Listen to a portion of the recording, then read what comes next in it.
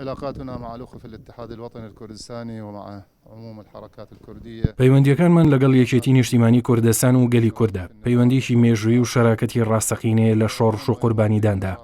ئەمڕۆ عێراق ڕوبەڕووی مەترسی بۆتەوە لە هەموو ڕۆکانەوە. هەوڵەکانیش یەک خراوە بۆ ڕوبەڕووبوونەوەی ئەو مەترسیانە. ڕێکەوتین لەسەر نەخشە ڕێگایە بۆ کارکردن و بەدەستهێنانی باشترین حکم لە ئارامی و پێشکەشکردنی خزمەتگوزاری بە هاوڵاتیان.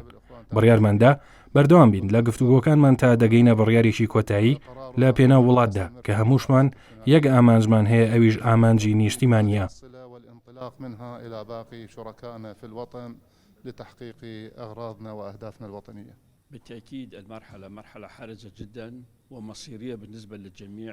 ئەم قۆناغا قۆناغی چارەنووسازە بۆ هەموو حزب و کیانەکان جۆمان لە ڕاو بۆچوون و پێشنیازەکان بوو لە کۆبوونەوەی لایەنەکاندا لەگەڵ سەرۆکۆماری عێراقدا.